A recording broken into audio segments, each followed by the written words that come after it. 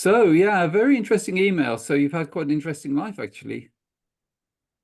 Yeah, I was thinking about because I've been watching your channel a lot lately. I've been having difficulty find people that can speak to the things that I'm interested in speaking and discovering Yes, and learning about. yes. So when I this year I started the year reading The Greatest Secret. That's how I learned about you. And I figured, I somebody I went through, I guess I go through my story. Let's just go. Been thinking about what to say. I haven't written anything down, but I grew up very spiritual, in church with my family and Hmm. in church leadership since I was a kid, um and it was great. And then at some point the culture within the church teaching turned more into a hierarchy, Yes, of power or numbers or yes. things like that. So that really didn't sit well with me or my family. We ended up leaving that church to a different one, which wasn't really that different, but it was within the circle of accepted teachings that my dad would have, chosen for the family. So Yes. anyway, so that really was very significant for me because we were able to pursue what felt good for us, Mm. regardless of what was expected. Yes. Um, and then later, a few years later, I decided to come out as a lesbian, Hmm. and that caused a lot of ripples, in my family and the community in a small town in Puerto Rico. And but the freedom that I was experiencing by being true to myself or Mm. true to what I Yes. was feeling was much greater than, Yes, the absolutely. whatever amount of rejection or perceived rejection. Mm. Really, you I think you suffer a lot of what's not really happening. Mm. Um, so anyway, so I went through that experience, which was very liberating for me, very, painful and Mm. very difficult emotionally. Mm. Um, and still sometimes, this is because I think I really and I wouldn't enjoy your perspective on what is going on in my life. I want to share freely, but this is the Yes, first time definitely. that I share this freely, so for context. Yes. So anyway, so that really solidified the idea that if for me, that if I wanted to pursue something, it might be difficult at times, but the freedom that comes from it, it's Mm. much greater, that Yes. it's totally worth it. So I've lived my life that way. I took chances. I left Puerto Rico, went to the States for the first time to live by myself, Mm. did some internships here and there. And then I just kind of live life like exploring the new stage or it's just very fun. When I think about Mm. those times, Yes. I think about like I live day by day, and I did an internship in Washington, D.C., which was very completely different from the little Mm. island in Puerto Rico. Yes. And I was, riding the metro with the snow and my coat, and I felt like I was a movie, I felt like I was Yes. living in a movie. So I had that experience and sharing how I was feeling got me to this. I've always been very smart, very study Mm. nerd, nerdy smart, and great grades and high in my class, top of my class all the time. My grandpa used to always say, since I was a kid, "You're so smart, you should work for NASA. You're so smart." I remember she was so smart, you should work for NASA. Always, always, always, always. Mm.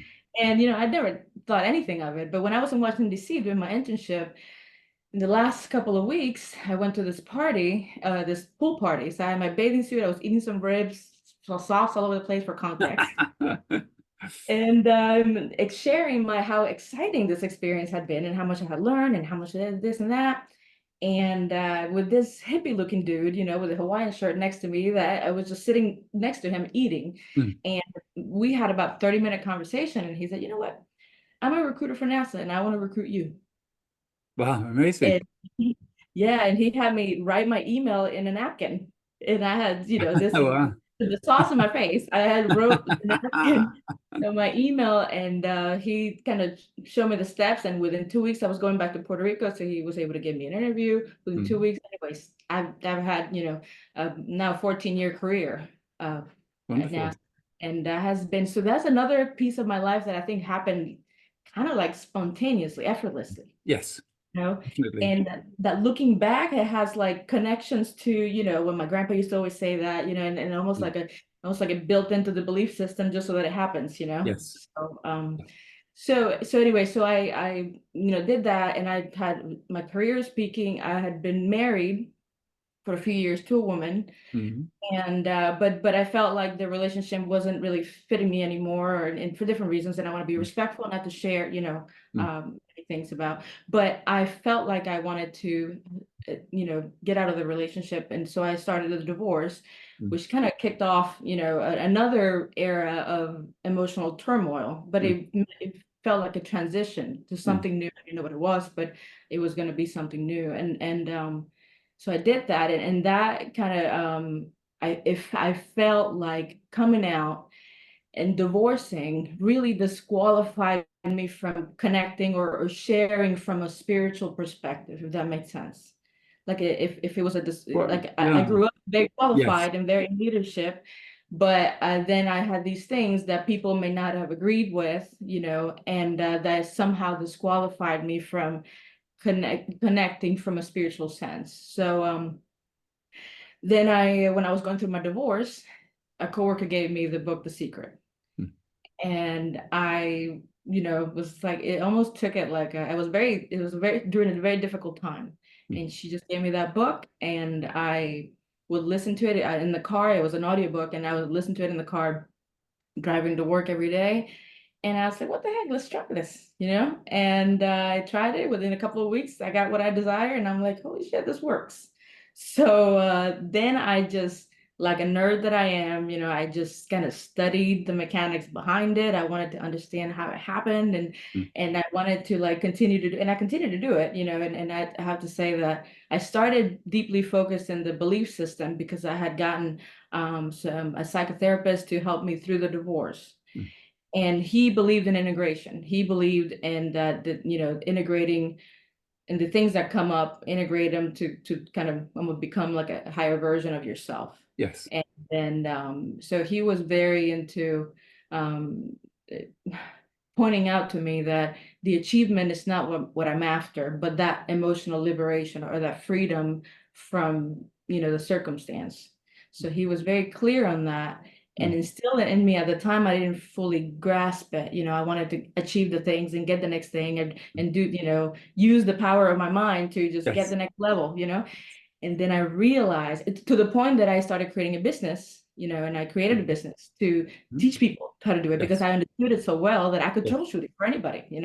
Yes. So it was very exciting, but at the same time, the business aspect of it made it so that almost like the paradigm of hard work, that I Yes. didn't have because my life was effortless Mm. before. Yes. It almost like got instilled, and I was so open. I'd never done a business before, and I was so open to just Mm. learning how to do it, Mm.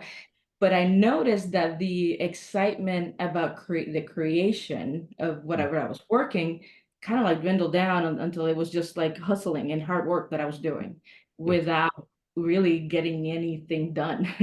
It was kind of Mm. like so I described it as the hamster wheel, the hustle hamster wheel. Mm. So I decided to then create my own program to say, hey, based on what I've studied, this hustle hamster wheel is not where it's at. It's not what gives you what you want. You Mm. will achieve things, but then the satisfaction will be so fleeting Mm. that you're not going to get off of it. Yes. So I started studying, people talk about the abundance mindset. What is that all about? The people that talk about it more tend to for me, feel more freedom inside.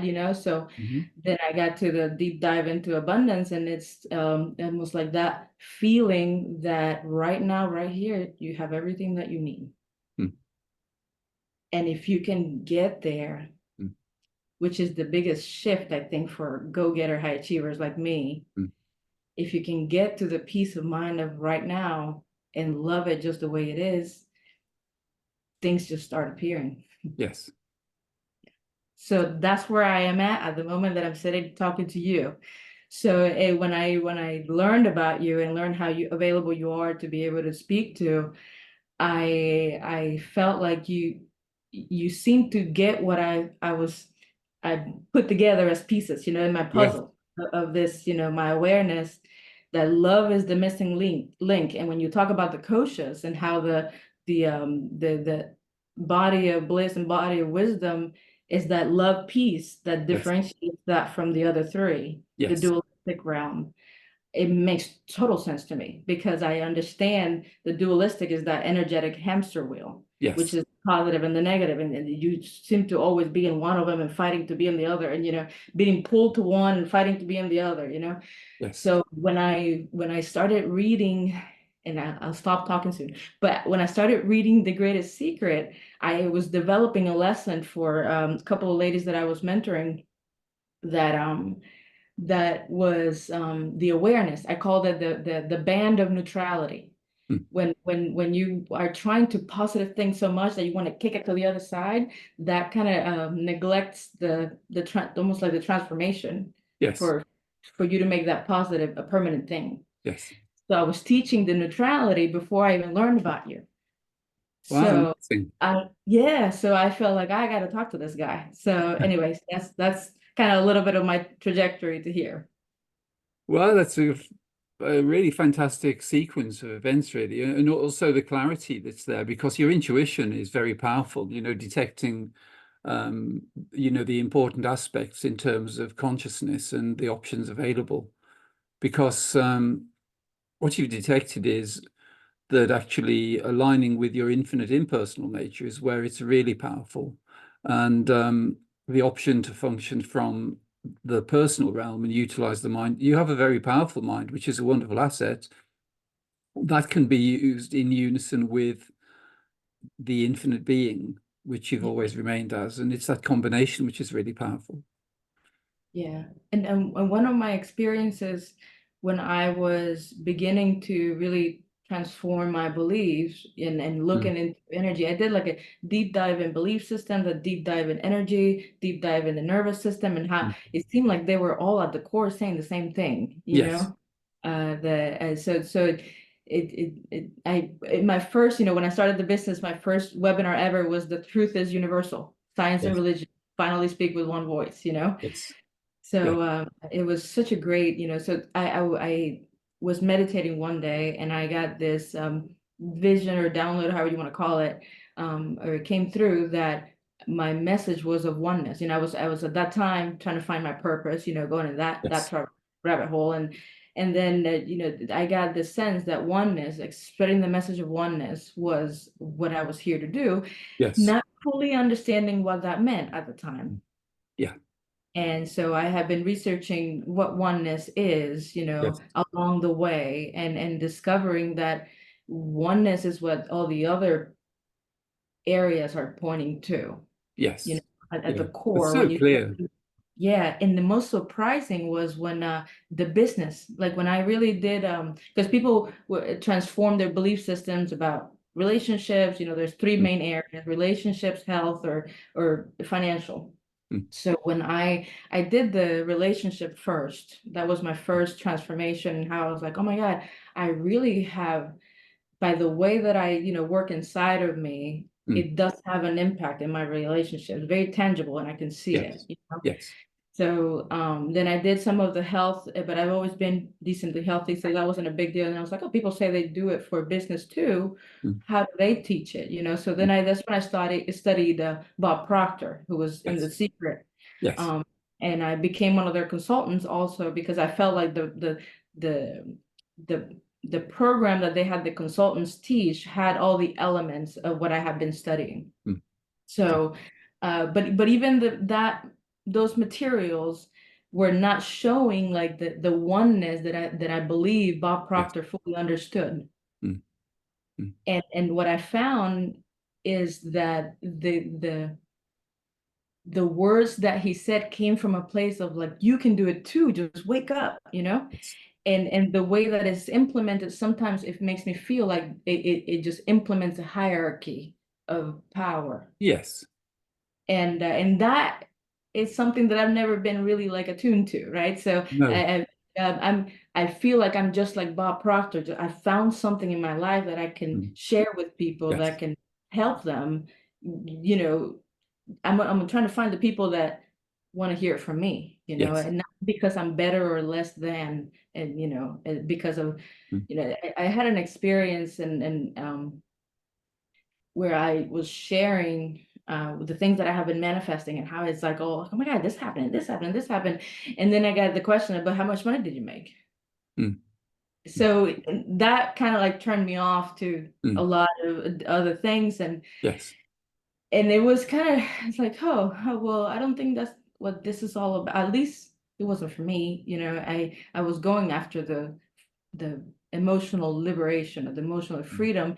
And in my work experience and professional experience, I can recognize how like a goal or a mission becomes the thing much more important than how you are and you feel.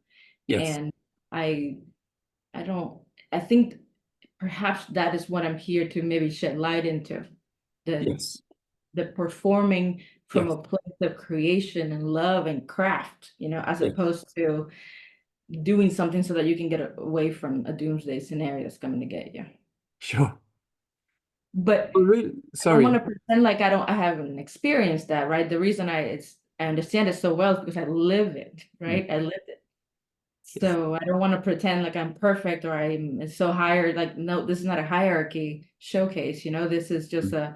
I almost like, oh, there's also available to everybody the Yes. way to create out of Mm. playfulness. Yes, definitely. Well, really, what I would say is that your whole life purpose, your reason for showing up in the dualistic realm is because your your purpose really is to be in service to the infinite self that you are. And everything in this world is designed to make us so we're in service to individuality. And your intuition has guided you through that maze in a way, and you've come to the realization that oneness is the most important and valuable and powerful aspect of one's experience. And so that's really the basis, I feel. And what I'd like to do is just to go through a couple of quite simple exercises with you, just to um, clarify the distinction between certain realms, because the koshas, which you're familiar with, they each have very specific potential, and learning to utilize them in a conscious way enables you to access, whatever power or experience is required. And it's very interesting, really, the way you describe the sequence with the business, because you're being guided in every way. So the effortless being is functioning for you. So the sequence, like the statement that was made, "Oh, why don't you work for NASA?" And then you're sitting at a pool party and there's a guy who's there offering you a job. Um, that demonstrates that effortless being is already fully functioning. So the alignment with your infinite nature is already there.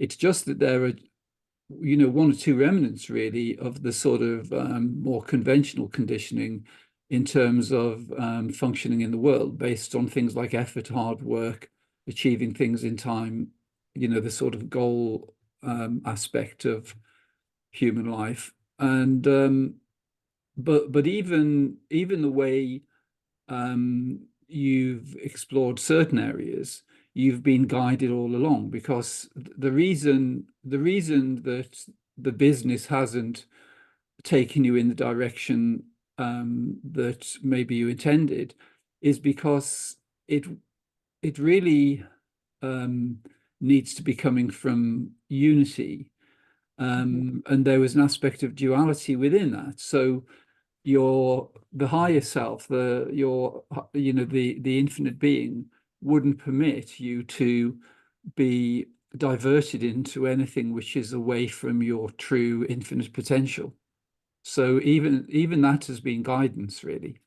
Which is why I feel so uncomfortable. If I feel Exactly. out of place. Yes. Well, the discomfort is your intuitive guidance. It's Right. it's it's like a boundary which is saying, "Are you sure you wish to go here?" And the further you stray in that direction, then the more uncomfortable it becomes. Oh, believe me, I know.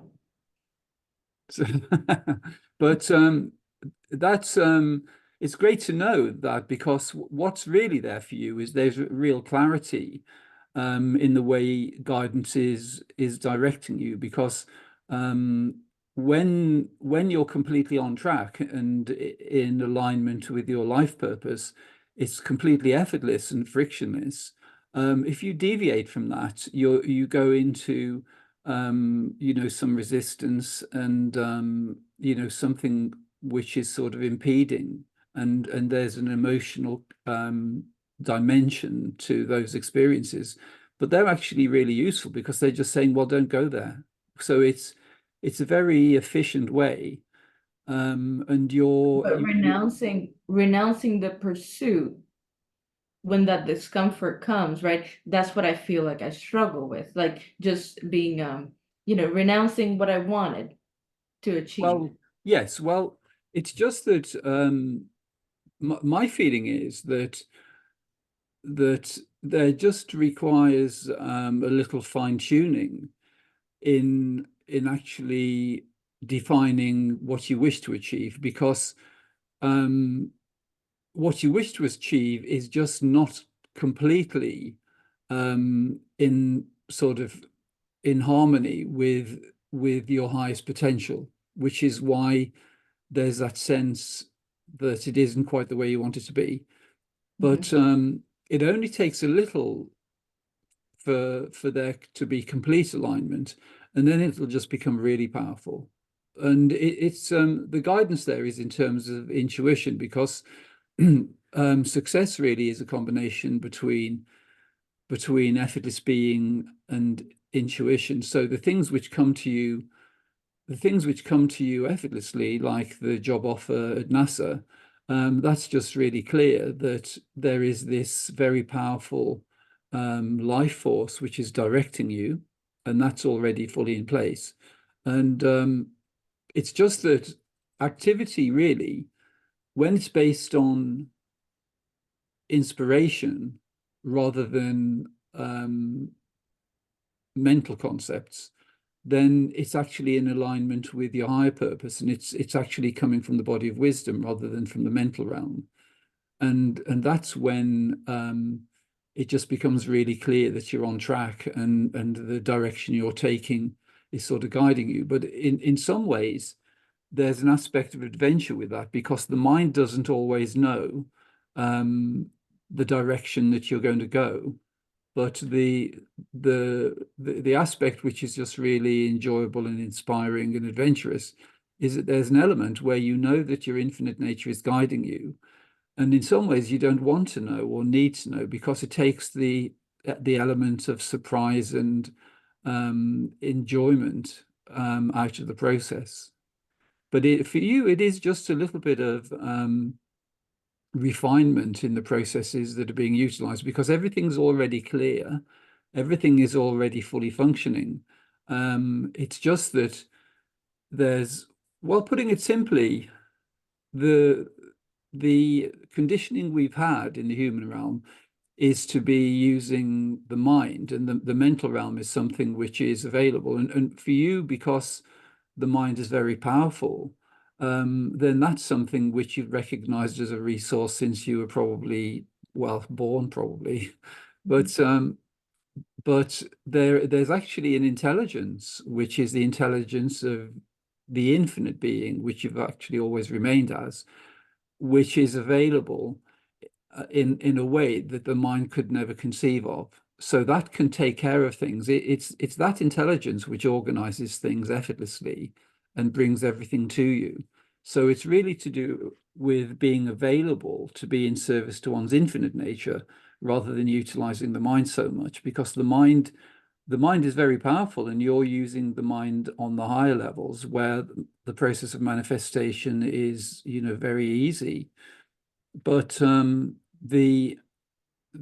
the ability to align completely with your infinite nature and allow infinite intelligence, which is the combination, it's really the distinction that you've recognized. It's amazing that you only came across, this stuff, a few weeks ago, really, because you've already identified the most important distinction, which is the distinction between unity consciousness, the body of bliss and the body of wisdom, and the dualistic realm, which is the mental, emotional, and physical, is that in the dualistic realm, it's intelligence, but it's devoid of love. But in alignment with your infinite nature, it's a combination of infinite love with infinite intelligence. and that comes from the center of your beingness, and it's something which is already fully available. It's really just aligning with that. And the way that happens most effectively really is it's the opposite to the way we've been taught, really, that we've been taught to plan and have ideas of the direction we need to go. But it's really quite a fascinating and magical experience when you realize that it's really to do with surrendering the idea that you know, and then handing over the direction and the opportunities, arising to one's infinite nature, and being alert to what they're guiding you towards, because it's the things which come to you effortlessly. You had a really clear experience of that, Mhm. but it's the things which come to you effortlessly rather than the things which result from striving, that have the most potential, because your infinite nature is completely effortless. And really the what you've come into the dualistic realm to do is to actually share the knowledge of functioning from infinite effortless being, which is the most magical experience, rather than utilizing the dualistic realm in a more conventional way, because you've mastered that and you're able to function there really effectively, and you could do that for the rest of your days. But you know that that doesn't contain the love, the satisfaction, and the infinite potential which is there in your infinite nature. Yeah, and I feel like I've done it enough. I've achieved enough things, to Mm, know that maybe 6 months ago I went to my mentor and said it's not. I've discovered that it's not achieving the things mm, that's what gives you what we're all yes, after. yes. And in fact, I got invited to speak at a women's conference in September called the Boss Lady Conference, right? So there's a bunch Yeah. of very successful women, Mm. and my the title of my talk is, from hustle to flow, a love letter to the go-getter, like Yes, I like that. inserting the love missing. I think the love is the missing link, right? Yes, So all these women have achieved many things, yes, so they know how to set a purpose, go for it, find the resources and going, yes, but they're still in that hustle that seems to be yes, permanent, yes. unless you really surrender. You surrender that it's not the achieving, it's not the getting, and I say that, I feel like I'm saying it to myself, at the Mm. same time. Well, really, the full potential is the divine feminine, Right. and that really is where your true potential is, and also the power for transformation, because the transformation required in the dualistic realm is the reintroduction of love, and the balancing that is reintroduced by the divine feminine energy, because it's a patriarchal system which has resulted in the dualistic system which is in operation at the moment, which is very deeply flawed.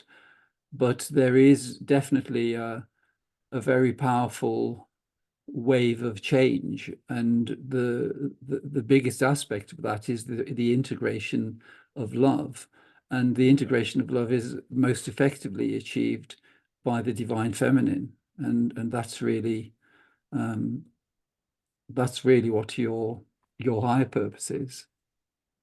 So, I resonate with what you're saying deeply, because I just feel, even if in my professional life, I have always felt the need to share an extra piece that connects Mm. people at a heart-to-heart level. Yes, You I've done my work, I've done all my yes, tasks, accomplished many things, but technical things, but I've always seemed to, looking back in my career, I've always seemed to share a piece that was not there before, yes, that implemented like a human connection. yes, exactly. And it's one of those things that doesn't matter how busy I am, I find time. I find that, I Mm. just find it's a passion, it's like Yes, and it yes, is effortless when I get to speak about it. yeah, It just comes through. yes. and it comes from the heart, and I feel that, and Yes, I'm at the point that I would like to just do that for life, I want that to definitely. be the things that I do, you know. Well, let's see how you can achieve that in a conscious way, whenever you wish to, because it's really the way that can be available at any time is to be in alignment with the infinite impersonal being, which you've actually always remained as, because the dualistic mode is operational in the subject-object mode of experience, which is present when the mind is predominating.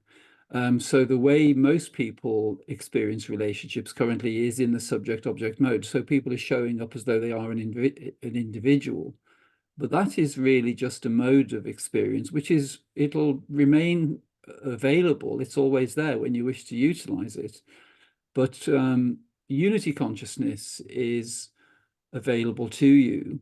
And it's something which you're actually already familiar with. And it's something which um, gives the foundation for experiences where your infinite potential can come through, because it's actually it's integrating everything in the field of one's experience into oneness and unity, rather than trying to achieve it on the basis of duality. Mm. So let's just have a look to see how you can do that. All right.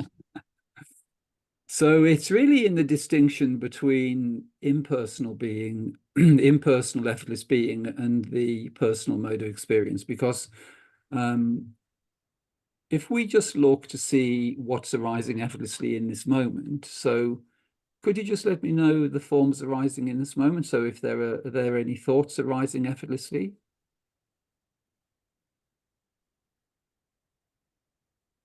Yeah, I'm in my office, so I'm just looking at my drawings. I draw, and I'm Good. looking at my drawings, and I have a picture of my daughter that I drew and my wife. Hmm. I am looking out my window, and the green that I used to be in my imagination a few months ago, and now it's a reality, being in the nature Yes, in our new home.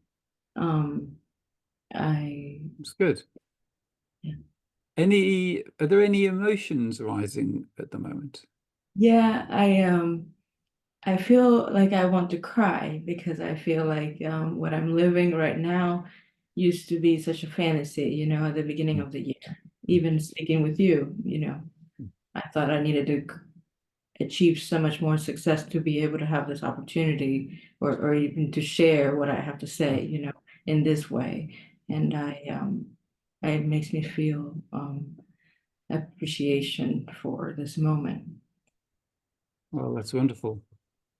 And the option available is to actually uh, revert to impersonal being, which is available in this moment, because the conditioning we've had in the dualistic realm is to use language which gives rise to a sense of individuality. Mhm. So, so we've been conditioned to use words like I, me, and mine. Mhm. And when we do that, we're creating a sense of personalization. But actually, that sense of personalization is overlaid on your infinite impersonal nature. Mhm. And so if let's just take some examples. So with the thoughts arising that you mentioned, so if we just describe the forms or the thoughts appearing impersonally, then we can actually remain as impersonal being, which is an infinite field, because the the body of bliss and the body of wisdom remain as infinite impersonal fields of awareness. In fact, the body of wisdom is like an ocean of awareness within which all forms appear, and they're all arising equally and effortlessly. It's just that we have this secondary mode, which is the subject object mode, which gives us the idea that we're experiencing as an individual. But already, in this moment, you're I actually, sorry. I So, seem to have cut off for seconds. Can, oh, right, okay. So yes, so everything is already Mhm, appearing as an infinite field of awareness. mhm, Everything is arising within this infinite field, and the infinite field of awareness is what you've always remained as. There is a mode where you can assume the mode of Diddy and you can refer to personal experience, but the simplicity of effortless impersonal being is always there, and it's there in this moment. So if we take forms appearing and we look at them from your impersonal nature, then you can see actually that the infinite field of awareness, which you've always been, is fully present. It's always been there, and just the personal mode is overlaid on that. So if we just let's take, so we could say there is awareness of the drawings on the wall. We could say there is effortless impersonal awareness of the view through the window, of the vegetation, awareness of the light coming through. Um, and then we could say there is effortless impersonal awareness of a feeling of gratitude or a feeling of appreciation. Because functioning from infinite impersonal being is always there. It's there before you engage the personal mode. And to consciously develop the ability to do that at will is the most powerful thing, really, because it actually disconnects the energy stream from the individual mode, and and then the energy becomes available in terms of your infinite potential. And actually, something which happened for you was very interesting because um, when you came out, you recognized intuitively that a lot of energy was being invested in sort of repressing, your natural way of functioning. And the liberation which came from that energetically was huge, which in some ways is behind the success you've had because the there wasn't a willingness to permit that compromise energetically, which is why you were guided to just be natural and open about it. And and so really it's similar to that in terms of impersonal being, because impersonal being is truly what you are. And the energetic implications of functioning from impersonal being, the infinite ocean of impersonal being, is even more liberating energetically. So if we just take this moment, so the personal mode is the way you described it initially. So if you're, if you're using words like I, me, or mine, so if you say, I'm very appreciative of this beautiful house I live in, of the lovely vegetation. I can see the drawings which I really enjoyed producing, and it's very inspiring to do that. And um, so that's kind of creating a sense of personalization. It's like creating a character in a dualistic play. But mhm, all along, you're actually remaining as this infinite ocean of awareness, which is fully present in this moment.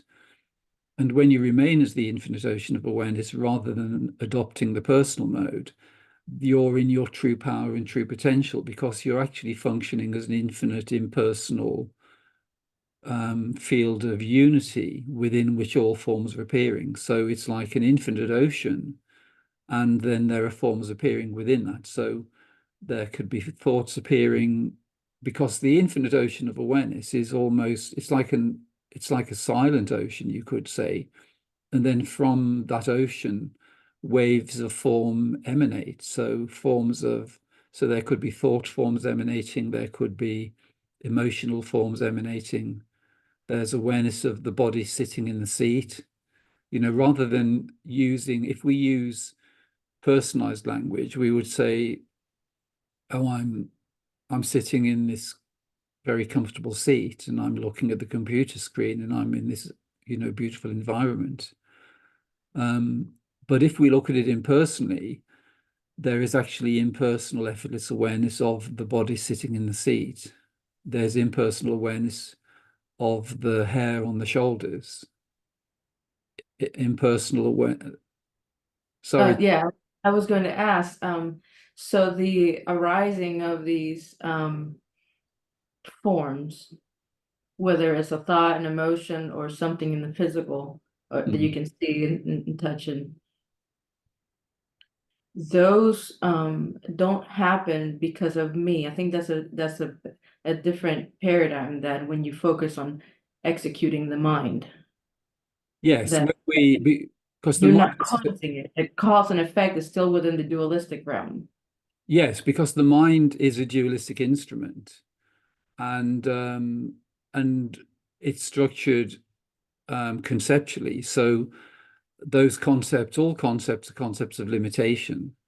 And so when we're conceptualizing about experience, then we tend to adopt certain things like the idea of personalization, the idea that you really are this lady called Diddy, and you have this life experience. But that or the personal realm is like a character in a play. So there's a dualistic play, and there's a character called Diddy, and you have the enjoyment of playing that role in that play, in that dualistic play. But all along, you've been the actor, which is the infinite, impersonal, timeless being, which in reality is an infinite ocean of awareness within which all forms are appearing. So as you've noticed, all the forms appear. So if you're looking at everything from your impersonal nature, which is the ocean of infinite beingness, then there's awareness of the objects in the room. There's awareness of the guitar on the wall. There's awareness of the light coming through the window, of the vegetation, of the computer screen, of the two voices in conversation, of the hair on the shoulders, of sounds appearing effortlessly. So all those forms appear effortlessly. So you remain as this still infinite ocean of awareness, and then these waves of form appear on that. And the forms can be thought forms, they could be emotional forms, they could be physical forms.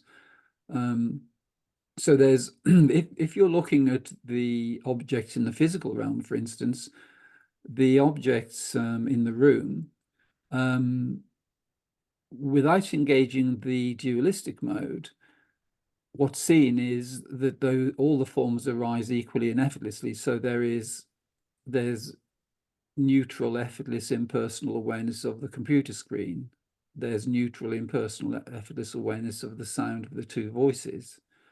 There's neutral, impersonal, effortless awareness of the furniture. And there's also neutral, impersonal, effortless awareness of the body mind, because the body mind is actually a vehicle. It's like an interface between the infinite being, and it has a kind of there's a sense of localization and personalization which is present as part of the technology of that vehicle.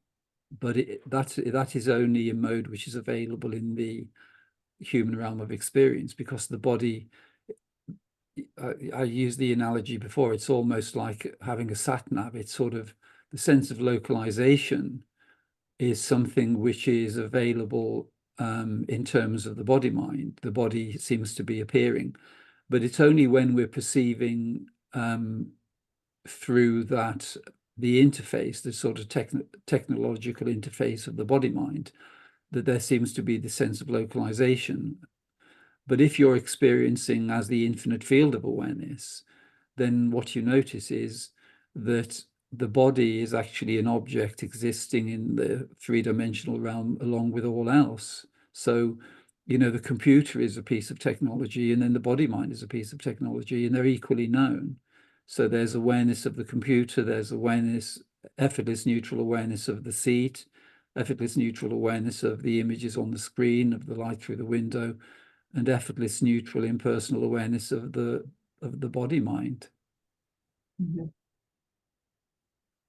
And the And sorry. when I intend to practice that, I still feel like a body witnessing I can witness myself sitting here as if I'm, looking from out the window, Yes. but also I still feel like a body out there watching. Yes. Well, the thing to know is the body of wisdom, which is effortless being, is, you could call it a body, but it's like a body of infinite potential because there are no boundaries within it. It's like an infinite field. So you could say the Pacific Ocean is a body of water, but Mhm. it's huge. And the same applies to the body of wisdom. The body of wisdom is infinite. It actually contains all the universes, dimensions, time streams, and everything in form is appearing within the body of wisdom. But um, it's tangible, and it's fully known. So a teacher called John Wheeler describes it as, he uses three words as the sort of simple way of kind of pointing to it.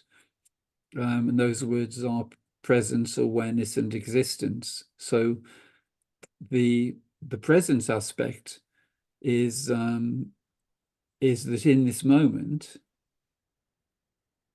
Mhm. the present aspect is that in this moment there is the sense of presence, of existing right here in this moment. So we have to engage the mind Mhm. to consider the past or the future. It's only when the mind's engaged and when it's kind of rolling that we can create a sense of past or future. Without engaging the mind, if it's just effortless impersonal awareness, there is only presence. So there is just this timeless moment which you're existing as. And so that's the sort of presence aspect. The awareness aspect is what we've just been looking at, really, which is the awareness is effortless impersonal awareness is like a field. It's like an ocean, and the ocean doesn't mind the nature of the waves arising on that ocean. So thought waves can arise, or emotional waves, or perceptions, or physical forms, or everything is appearing within that ocean. So there appear to be waves which are close. So you could say thought forms or emotional forms seem to be quite close. And then the objects in the room seem to be a bit further away. And then the environment outside the building is a bit further. And then the distant landscape is further. And Mhm. then the moon in the sky or an aeroplane in the sky is further. And then the sun is further. And then the stars are further. But all those forms are actually arising within the infinite ocean of awareness. And it's a Mhm. unified field of awareness which permits and allows all of those forms to arise effortlessly. But the reason that they're known by infinite impersonal awareness is because that awareness is an infinite field within which they're all arising. So you are where the sun is, you are where the stars are, because it's all arising in the awareness you've always been in reality. So to feel it as though it's a body is actually relating to the existence aspect of it, which is um, the existence of the infinite being is completely tangible and you've always known it. It's just that this world has actually given rise to a sort of game of hide and seek because, He's still there. oh yes, did it, oh, it just froze for a moment, did it? He said because this world and Yes, that's where because this world is designed to create a game of hide and seek, Mhm. then the sense of existence is something which we've been told is the existence of the individual. So, so if I ask you, do you exist? There's a Mhm. very tangible feeling of existence. And that tangible feeling of existence, everyone has told you it's the existence of Diddy. Oh, yeah, well, I certainly exist. I know that. It's really obvious. But actually, all along, that sense of existence has been the existence of the infinite being because it never actually became Diddy. And that's why you feel that there's this body, which is you could say it's the body of the infinite being. which is an infinite body. It's like an infinite field within which all forms appear. And I have to say that when I am able to witness like that, it's almost like an excitement, like, oh, you go, girl, like you got it, You like go, girl. That's great. yeah, that's how I feel, when I can truly, just witness. Like if I had to choose a way to play this game, Yeah. this is a good one, this is a fun Well, one. exactly.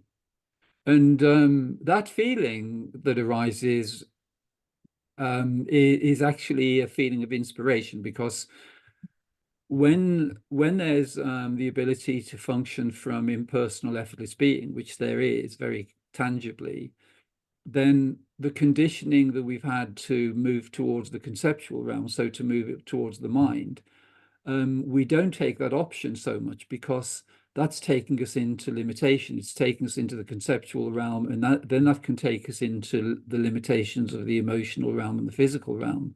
But what's really inspiring and magical is to experience as you did, because that feeling go girl is actually arising within the body of wisdom, and it's a sense of freedom and inspiration because what you've done is you've anchored the knowing of your true infinite nature. You know yourself to be this infinite field of oneness and unity within which all forms appear. And there is then a moving in the direction of bliss. So you're moving more towards the body of bliss. So there's this feeling of lightness, infinite possibility, and so you're moving in that direction rather than into the conceptual realm. And it actually makes a lot of sense when you told me that you do a lot of drawing. I was wondering what the aspect was, which is maintained integration between the logical mind and the intuitive aspect of functioning. And it's actually to do with the creativity because um, if we if we're functioning mainly in the logical mind, and this is true, the way the academic system works is to direct people more into the logical mind. But you've anchored the ability to remain functioning from effortless being through creativity. So the drawing and the imagination and the creativity. And I'm sure there's lots of creativity in the things you do with the work, but it's that balance really which explains the power that's there for you because it's that combination of there's harmony and synchronicity in the way the two hemispheres of the brain work. I mean, that's only on the physical level, but it actually goes much deeper than that, because there's really integration between effortless being and the dualistic realm. And I have found that nowadays, more than before, I can think of my career as a creative project too, Yes, you fantastic. know, where I can contribute my own piece of art Yes, to, as opposed exactly. to learning how to fit into the structure. Yes, exactly. And that has been really a big shift and much more an enjoyable, experience Mm. than just feeling like there's a deadline I have to meet, which there are deadlines that I have to meet anyways, but Yes, it comes from just it seems like my performance increases and excels when um I see it as this creative endeavor, that it's so cool exactly. to Yes. be, Yeah.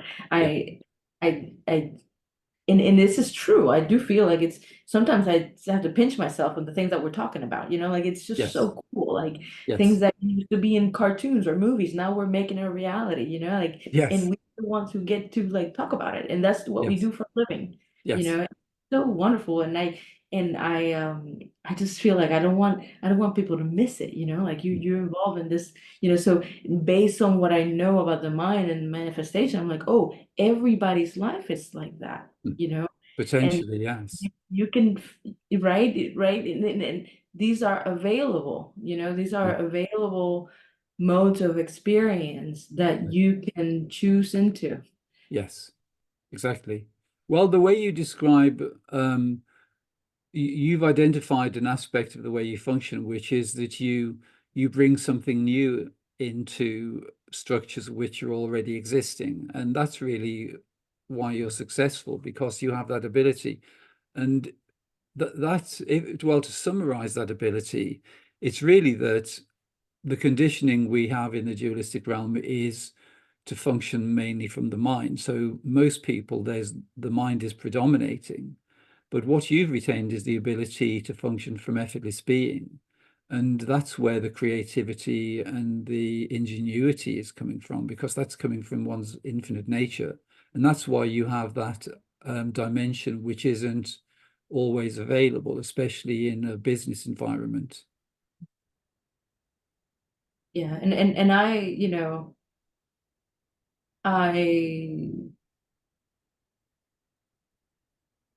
I want to make sure that I express, right, that I have also been in the completely submerged in the mental realm, right? Like, and I have experienced that, right? Yes, So this is not, I feel the need to clarify that so that people don't feel like they're less than because that might not be familiar to them, to experience life from that place of joy and like almost like a game, really, yes, it's a game that exactly. it's available to everybody. So I feel like I have this tendency to be a fixer, right? To be and because of my church upbringing, I feel as if it's my duty, to Yes, fix others. And I've learned that that keeps me hustling into trying to fix things, yes, and it keeps me in that emotional roller coaster as opposed to just experience it from myself. And in that endeavor, people feel inspired to do it too. yes, yes. Well, And religions generally are actually in service to the dualistic realm because it's based on the sort of conceptual idea of helping people. And, there are lots of aspects of religion which are, very profound and very useful. But many religions, in fact, most of the religions are actually reinforcing the dualistic realm. But the the ability you have is actually to function outside of of those limitations. And but what's been because you're still young, you've actually you've had the ability to fully experience the dualistic realm and functioning from the mind, and all of that has been totally valid, and it's something which is really useful because um, what you'll find is your true purpose in life will be in some way to do with helping other people to become free of the dualistic realm. But because you know the sort of pitfalls and the way it kind of operates, because you've experienced it fully, then you've developed the ability to be able to know it in a way where you could communicate that knowledge to others and help them to become free of it. yeah, it's almost like an exciting thing when I get invited to speak, or I get, even like in a bar conversation at happy hour, Yeah. I feel like it's almost like a craft. Like, how can I translate this in Yes. a way that it just fits in this picture right here? Yes. And it doesn't matter if I'm talking to a millionaire, it doesn't matter if I'm talking to a kid buying candy, it doesn't matter if sometimes not nowadays, it doesn't matter if I'm just sitting with my dog. It Yes. doesn't matter. Like it's just a way to really like it's just a mode of functioning. It's doesn't know Yes. other way to say it. I was gonna say about the religions and a really impactful experience I had when right before I came out, I did an internship at Disney World in Orlando. Mm, And there I got to live with college students from all over the world. mm, And I wanted to learn like how to say different words in all languages. So anyways, I made a lot of friends from different countries. mm, And I had this Indian chef friend who invited a lot of us. There were 9 countries represented in that dinner at his mm. house. And we were all going around the table, and I don't know how the conversation got to religion, but everybody went around the table expressing kind of what their religion was all about, and what it was, the main pointers. And Mm. so everybody mentioned love, Mm. so Yes. we all came out of that conversation very dirty, because I had to eat with my hands. It was like a tradition or something that I had to eat with my hands. And they were serving, instead of drink like normal drinks, they were serving whiskey. So I like, by the time that the dinner was done, I did, of course, there's something about sauce in your face, and You have they your might. most profound experiences when you're eating somehow. And so I just got to be messy, more messy eater. But so anyway, so what we came out of that conversation, or what I came out of, and I think it was discussed at the end, is like, oh, love seems to be the common thread. It no matter, Yes. it's almost like the ultimate goal teaching of the religion Yes. of so after, and that was very young. That was my first experience outside of Puerto Rico. That was before Yes. I came out. And so that opened my eyes, like, oh, as long as the ultimate message of love is there, Yes. right? It doesn't matter. And it helped me come to terms with me being gay, and Yes. it's still being a a good natured contributor to life. Yes. Well, the first person I knew who realized their true nature um, was only 18. He's a boy who was living in the meditation community that I was in at the time. And his mum died, and he went on a course to actually learn to teach this particular meditation technique. So he went to South America, he went to Colombia, and in the course they did lots of meditation during the daytime, and then in the evenings they had these satsang sessions, and they were encouraged to everyone there. I think there were maybe 30 people on the course. They were all encouraged to reveal the aspects of their life which they never felt they'd be comfortable to reveal.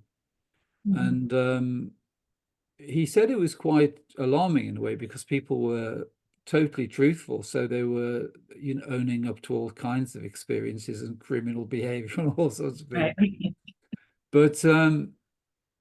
But my friend, it came around to his turn, and and they said, well, what is it with you? And he said, well, actually, there are two things I've never felt that I've been able to tell it. Uh, and so it was quite a profound experience, though, because there was a huge amount of energy which was being utilized to sort of repress Right. that self-acceptance. And Right. so that was in the evening, and the next day he was meditating in the hall, and he felt this huge surge of energy. It was like a Kundalini awakening, and it's because the energy that was holding down the aspect of himself which he didn't feel he could reveal, all the energy came up then, and he he said it was really difficult. He couldn't even just continue to sit on the phone because it was so powerful.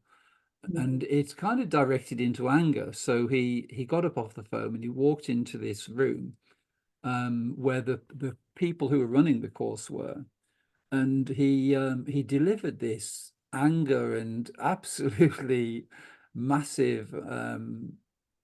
Well, it was just every aspect of anger and criticism and everything. It was like this energy which just came through.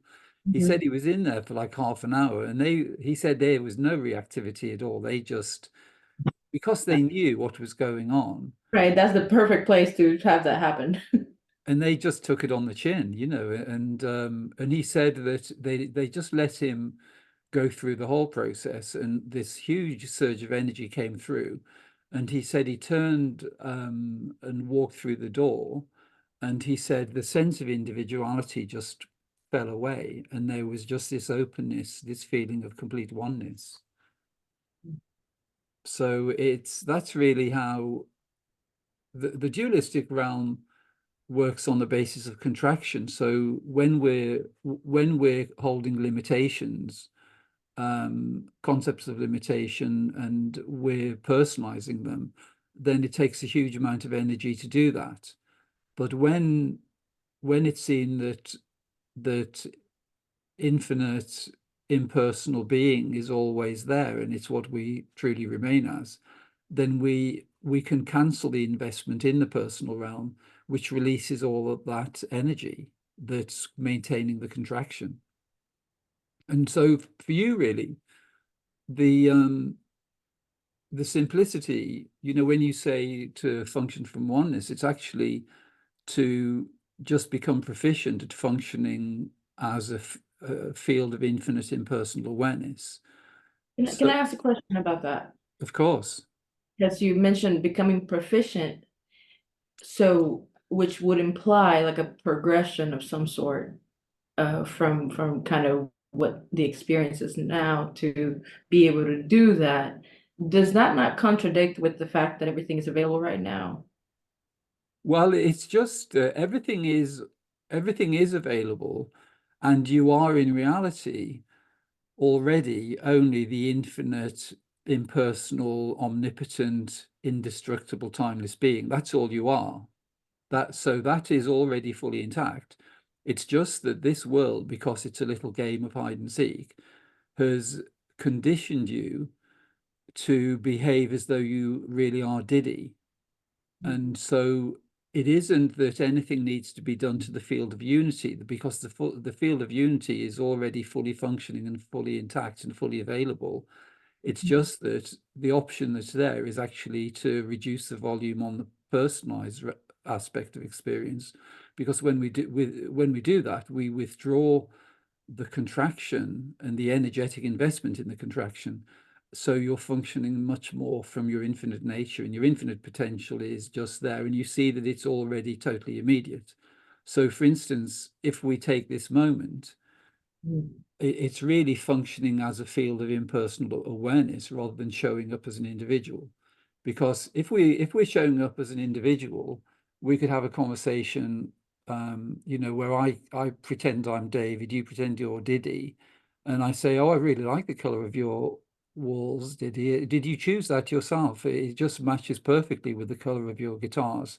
And how good are you at music? Is that another aspect? You musical and artistic, and I love the choice of plants as well. So it could get into a sort of personal, and then you sort of reply on a personal level, and you start spinning your story about, oh yeah, well, I bought this when I was, in Florida or something, and um, so that's the sort of personal option which is available. So most people in the human realm are functioning in the subject-object mode. So most people are having conversations as though they really are these human beings. So they're sort of exchanging these conceptual aspects of the sort of identity that has been created in the realm of personalization. But what's possible is to actually put that to one side, where we don't function on that basis, and we function from unity. So in this conversation, so what the way it's experienced, is experiencing as a field of awareness. So um, all the forms are arising equally and effortlessly. So from this perspective, there's awareness of the image of a beautiful female form on the computer, with objects and a view through the window. And then there's awareness of the objects in this room. There's awareness of the body mind sitting on the seat, maybe one or two thoughts showing up now and again. But it's seeing that it's actually a unified field of awareness. So as Diddy is speaking, for instance, the experience isn't that, oh, David is listening to Diddy. It's that there is an infinite field of awareness, and there are these waves of sound which are emerging from the infinite field of awareness, which we've both always been. There's only one field of awareness, and you're it. And so those forms are appearing. So the form of the body mind of Diddy, the the objects in the room, the objects in the room here, the light through the window, any perceptions, emotions, sensations, they're all arising within this unified field. And the more familiar we become with the ever-present infinite impersonal field of awareness, which we've always been, we can actually function from there. And that's very integrating, because you're actually functioning from the field, which is a combination of infinite intelligence with infinite love, because it's unity, because you're experiencing everything as oneself.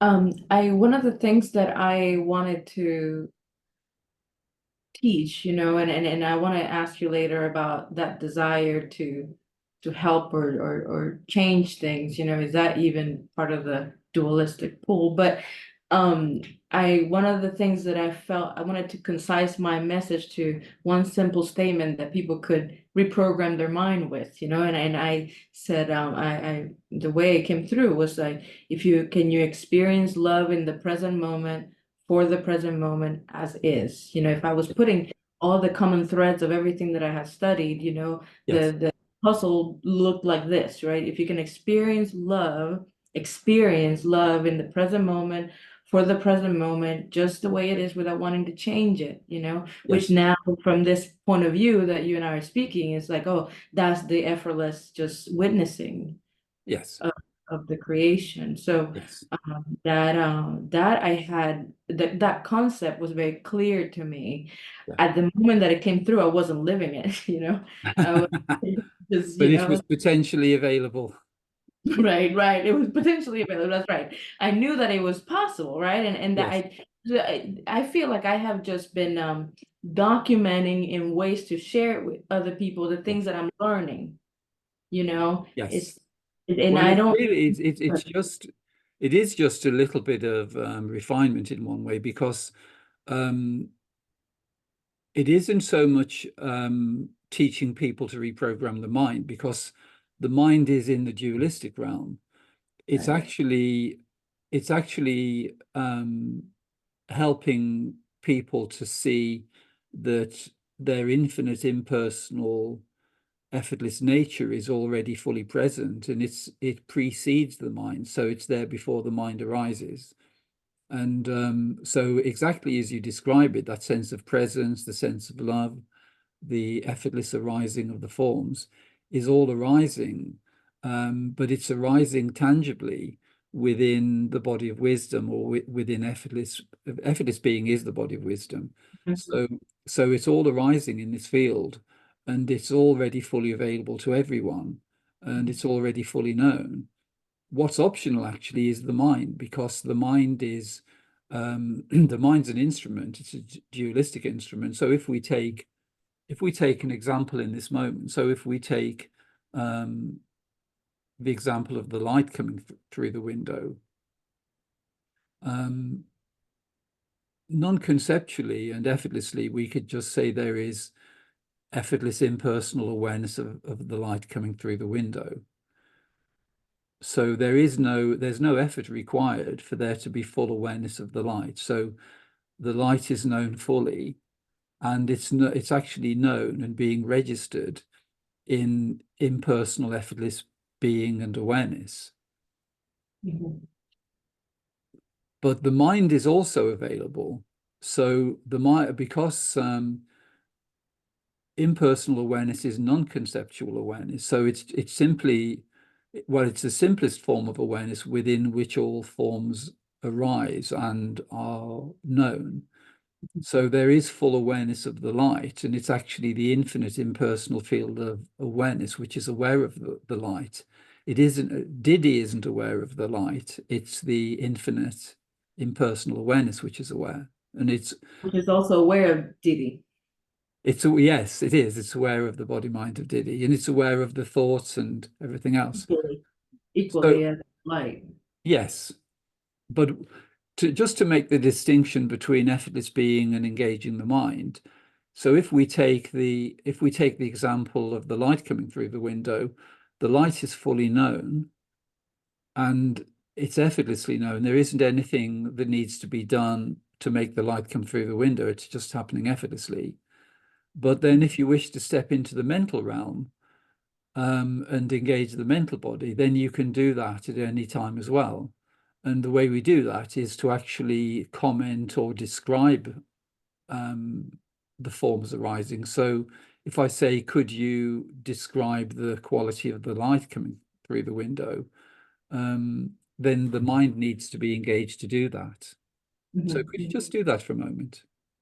Yeah, so I can see the reflection on the wall and the shape of the metal framing of the window, reflecting on the wall. And I see how it's reflecting on my drawing table and back in the wall with, some shades of the shapes on the table. Yes, great. That's a perfect example, because the one is the direct knowing, which is effortless awareness of the light. So the infinite impersonal effortless being is aware of the light coming through the window, and it's aware of all the forms and objects and everything arising equally and effortlessly. But then we have the option to engage the mind. Effortless awareness is non-conceptual, but the mind is a conceptualizing device, and it's also a dualistic device. So the knowing of the light impersonally is something which is just known. So it isn't actually a person knowing that. So we could just say there is effortless impersonal awareness of the light. But the way you describe it when the mind's engaged is a personalized version where you say, oh yeah, the light's coming through the window and I can see it's reflecting on these objects, and the way you describe it is the personalized version. And that's the distinction between the option to function in the mental realm, which is the personal realm, or to engage the option to function. Well, what's always remaining is the ability to function from effortless being. That's always there. And it's always effortless impersonal being, which is knowing everything in reality.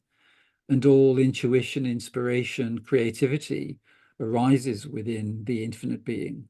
It's just that we have the mind, which is the mind in that respect is like a commentator. So it can, so if I say to you, could you describe the quality of the light in the fullest possible way?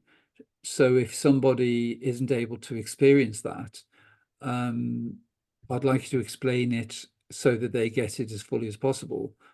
Actually, no matter how long you were there, you could be here for eternity, conceptualizing and describing it, but you would never be able to give them the full experience of the light, because it's only effortless being which knows the light. And it's realizing you have that option, because the effortless being is always available. And then you have this little device called the mind, which you can use. It's good at planning, organizing. Well, there are actually three main modes to the way the mind works. The first one is that it's in alignment with God or the infinite being. So it's so the inspiration, creativity, excuse me, all the things which happen effortlessly, they're all being delivered into the mind from impersonal, effortless being. And then there's the second aspect of the mind, which is the sort of practical usage of it, which is where you're utilizing it in a sort of logical or practical way. So it's like for organizing things, structuring things. The mind's really good at that. There's the third aspect of the mind, which is available in the human realm at the moment, which is the least desirable one, which is where it relates to the energy system of the dualistic realm, which is to do with taking delivery of thoughts and invitations into limitation. Because what we're not told when we take delivery of the body mind is that it's wired to two different systems. So it's wired, you could say, to God or the infinite being, which exists within the body of bliss and the body of wisdom. But it's also wired to the dualistic realm. And that's a kind of energy game, because it's delivering certain thoughts as invitations to try to keep us engaged in the dualistic realm. You seem to be very balanced emotionally. You don't seem to have, there don't seem to be any, um, major imbalances emotionally. Maybe they can just No, come up. well, maybe I'm just don't show it. I'm very good at not show. No, no, I think I do experience the invitations, mostly about personal relationships, close relationships, Yes. and I have learned to recognize the invitations to that go-getting. Mm. And so to the point that I almost like I can identify, observing the thing already changes the outcome type of thing. Now I'm much more able to observe it and know that that's an invitation that I can decline. Yes. Great. In the personal, close relationship, I find myself almost back to that hierarchy, like feeling like you need to be like me, like almost Yes. like wanting to change people to be like me. Mm. And so that's what I've recognized the invitations that are in effect, of the algorithm that I'm feeding in a sense. So Yes. I, you know, I, It's good I you recognize the way that just the way you describe there with the algorithms. It shows that you understand the way the dualistic realm works, because those invitations, it is like an energy game that we're playing. It's like a big computer game, like the film The Matrix in a way, which is where there are particular frequencies which are operating, and those frequencies tend to be the ones that are the invitations are being delivered on the basis of those frequencies, because the dualistic system knows they're the ones which are most likely to trigger us into personalization and into investing energy in the personal realm or in the dualistic realm. yeah, and what I find myself pulled to is to almost like just in the name of helping, and I can recognize going back to my church days, in the name of serving God or serving this higher purpose, Mm. you want to force something onto somebody, so that you can be better. But your Yes. life will be better, I promise. Just, you know, Yes. and it's not really, really what I desire to do, but this is kind of where I'm at right now. Like I feel like I have so much to give and Yeah. so many ways to serve, Yes. and I don't want to force it. I want to do it. It's so Yes. exciting for me, and I just want to create something that really resonates with people in a way that is full of joy, Yes. and so far I feel like I've been hustling to it, more than from that standpoint, and I want to, here's the I again, right? But I feel the desire to transform that in a Yes. way that can get to the real message I'm here to Yeah, share. exactly. And really the way that you'll fully align with that potential is to really know that whatever you require will be delivered effortlessly to you. Because the mind likes to pretend that it knows. And if we listen to the mind, then it can create things in a limited way. But to whatever degree we're investing in the mental realm, we're actually compromising the potential to function from our infinite nature. And as we begin to align consciously, then your infinite nature can come forward, because you're the infinite timeless being, and the infinite timeless being is neutral, and it says, well, Diddy, is having her own experience. She's free, because the infinite being is infinitely loving. It wants you to just be able to have any experience you wish to have. So if you're entertaining the personal realm, for instance, it permits that. It says, well, yeah, that's, because you're the infinite, eternal, timeless being, there's nothing lost. There isn't any compromise. You can just have that little ride for a while and then you can change it. So the infinite being has no investment in in you being any particular way, because it's a field of infinite potential. But what's possible is when you just consciously align with your infinite nature, the infinite nature of the infinite being which you've always been is waiting to serve you fully. And it will do that in a way that you could never conceive of with the mind. But if you're continuing to invest in the mind, then to whatever potential that investment is taking place, say, you're probably functioning, while you're functioning from the body of wisdom already to a very high percentage. I would say it's certainly, no more than 10 or 15% of the Mhm. mind. It's really, the alignment with your infinite nature is probably 85 to 90% already. And the ability to function 100% is really knowing that your infinite nature is just waiting to serve you. But because it's infinitely loving, it said, well, Diddy, you can just have, whatever experiences you wish to have. I'm not going to intervene and say it's got to be this way, because it's infinitely loving, infinitely accepting. But when you withdraw the investment from the mind, then the total potential of functioning from one's infinite nature becomes available, and it becomes available effortlessly. So everything just works for you, but it works without any doing. So self-realization is simply seeing that you never actually were the individual. We go through life and it's all about maintaining the sense of individuality, success, achieving things. And there's a certain point where you just notice, well, actually, what's clear, and it's already clear for you actually, is that you've just always remained as this infinite, timeless, omnipotent, omnipresent, indestructible field of beingness and awareness within which all forms appear. So everything, all universes, time streams, dimensions appear within you, the infinite being. And then you see that the personal mode is optional. And it's like this little game. It's like having this little pet called Diddy. And you have a lot of fun with her. You do lots of things. She has lots of fun times. She's really a highly evolved being, and has, many wonderful attributes, and it is there for the full experience in the dualistic realm.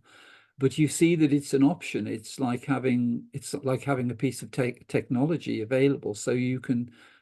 It's a sort of interface between the infinite being and the dualistic realm, and it's fully available to you, so you can fully utilize it.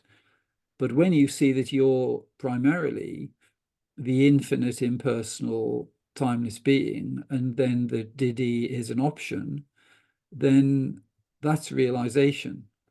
The conditioning for most people is they fully believe that they are the human being in time and space. They don't realize that their essential nature is impersonal being. So all the focus is in investing in the personal realm. So they're all pushing and shoving, to try to achieve things with the mind, and with, as you say, they're all hustling. Right. Right. Um, but that is like the hustling is the opposite of effortless being, Right. because when we reclaim our status as the effortless, impersonal, omnipotent, timeless being, we don't need to hustle. Right. Uh, And that is the big distinction. That's, I think, the reason why Rhonda Byrne wrote her second book is because, she had that realization from what book number one to book number two, yes. and it was for Rhonda, and I did study her because that was the first book that kind of like, opened my eyes to the Mm, power of the mind. mm, And she was wanting to be out of the public eye, mm, for different reasons, but she was intentional about that, and it was clear. So if somebody like her decides to come out with a second book, mm, she started doing lives online, and I was like, okay, so there's something that she thinks is, and she called it the greatest secret, mm, right? So it's mm. even more of a magnitude in her life that it's worthy of that name.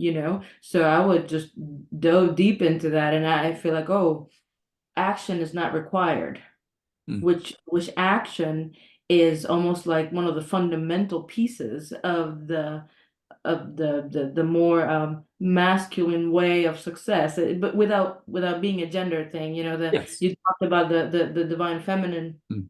Well, the masculine aspect is that doing and go getting and forcing or getting it done, type Mm. of thing, Mm. which is what I was very evident in the business teachings that I was exposing Yes. myself to. Yes. Uh, but I recognize in my own personal experience that leadership, higher leadership, was transforming into more of a feminine, Yes. taking care of the person as a Mm. whole, making sure that you have time for yourself and your family as we also accomplish these impossible things.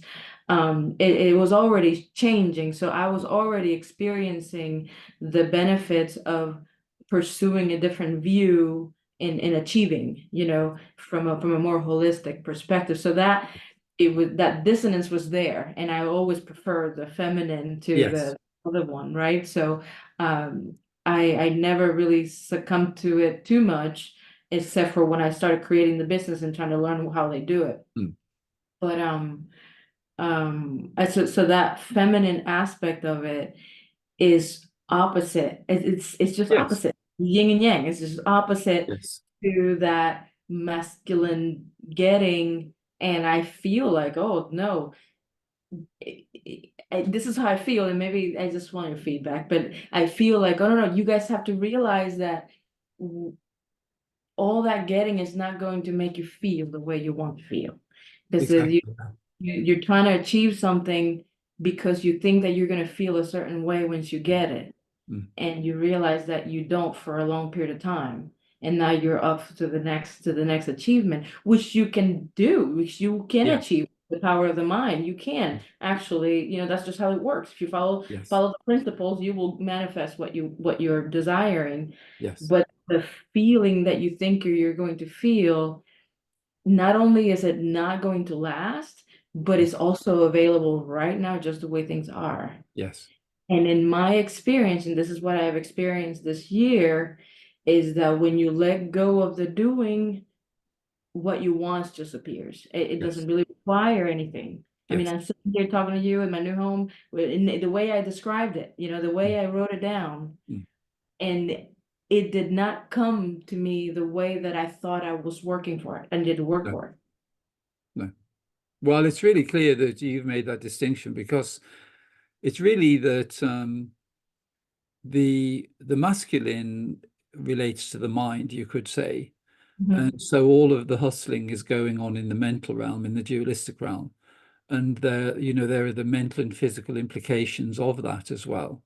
mhm, And and it's absolutely true that there is really no ultimate satisfaction there, because it's insatiable, no matter how much you achieve in that realm, because mhm, it's dualistic and it's actually overlooking the unity that is fully present. The potential isn't there. And the reason that it isn't there is because the infinite being wouldn't permit us to remain distracted by the dualistic realm for too long. So for everyone, no matter how many, whatever it is that you're manifesting appear, it's like a shopping basket with a hole in the bottom. Everything just falls through. yeah. What you recognize, though, actually is the distinction between functioning from effortless being and the mind, because the divine feminine is actually in alignment with, much more in alignment with effortless being, and that's what you've gravitated towards. So really the difference between functioning from effortless being and the mind is really the difference between functioning from inspiration and or functioning from the conceptual realm. Because if we're functioning from the mind, we have these concepts, oh, if I have this, whatever it is, I'm going to be happy. And then we manifest and we achieve that, but it doesn't make us happy. But because the infinite being knows how to make us happy, because it's the combination of infinite love with infinite intelligence, then what you've been doing actually is utilizing inspiration rather than the mental realm. And that's really the difference. It's that that to manifest in the way which does bring satisfaction and is functioning from our infinite potential is actually to do with the inspiration which is coming from one's infinite nature, which is more in alignment with the divine feminine, because it's yielding, it's kind of surrendering in a way, whereas the the male aspect is the sort of pushing and shoving and competing and hustling. Mhm. Yeah. And and I I just want to share that, like Mm. I've been invited to quite a few speaking events, and I noticed that when I get to speak in public, it just it flows. Like I sort of Yes. describe flow, or Yeah. even when elite athletes talk about when you're in the zone, Yes. and you're in that flow state. Yes. Um, I identify with that, and I up until now, I haven't even considered the fact that uh, pursuing that without having to have all these financial business structures Mm. to get there, right? Almost as Yeah. if I have to prove myself to be able to be heard, Mm. but I don't because Mm. I am very clear on what I have to share, and I just putting it out there to the universe. I want to just have more and more opportunities to share that. It's that non-attachment to the outcome. So if you can see it as so I, based on the nature of my experience, I do surround myself with a very high mind, very high active, very, and very high performers and, elite, very elite people. But they tend to have all these tendencies to be very self-critical about their mistakes, about, because that's what in their, that's what they feel is driving them to Mm. be so excellent. But Mm. so what that does is that it locks you up in all this shame and guilt when you actually do make a mistake. And guess what? When you're like stepping into the unknown and doing things for the first time, you're bound to learn things that didn't work, So Yeah. if you just kind of see it as part of the process, Yes. and it feels like, all right, well, we're not going to do that again, right? Yes. And there's almost like a Exactly. Yeah. playfulness to it that is Definitely. available, it's really available, and it's really I call it a frame of mind, you call it whatever, maybe it's not the dualistic is the mind, but you both positive and negative perspectives of it are available to you Yeah. at all times, and you can remain in the flow Yes. if you just let it go, right? If Yes. you let it go, and don't um, take invitation, accept the invitations to that shaming and guilting and finger pointing, because you don't want to feel like you were the one that messed up. You want to Sure. point to the other one, Yes. So it's like, oh my God, guys, if you just kind of like let it go and Yes. just chuckle about it, like, okay, well, we didn't know that, now we know, and Yes. how do we move from there? Mm. Can save so much in business and personal, and I say that, not pretending that I'm perfect at it, but that's the perspective that I've gained, in Yes. what I've done. Yeah. Well, as you describe, it's really very innocent and very childlike, because um, with children, they don't, get so much into a sense of guilt and shame, especially in the early years. And it's having that sense that it's, like a little adventure, and it's really only a bit of fun. And with children, the priority is in having fun. They're not trying to protect a sort of self-image. As they become older and they're playing football, they become a bit self-conscious, for instance. But when they're really young, they don't care. They just do one thing. If they're playing something, if they're building sandcastles and one of them falls on it and it collapses, they just move on and do something else. They just have an Mhm. ice cream, or they don't sit there analyzing, well, if I hadn't done this, I wouldn't have fallen on my sandcastle, which I So spent. they go to the bar, have a beer because the castle fell. Right. And it's really simple in that respect, because it is just that childlike quality. Because the personalized realm is something, because it's an energy game. And the I'm not sure whether you've heard me use the term in any of the conversations, but the administrator of the dualistic realm in Gnosticism is called the demiurge. Have you heard that term before? Yeah. Yeah, From you. yeah. So it's really that it's knowing that the divine aspect of experience is available in unity consciousness. So that's existing in infinite bliss and in the body of wisdom or effortless being.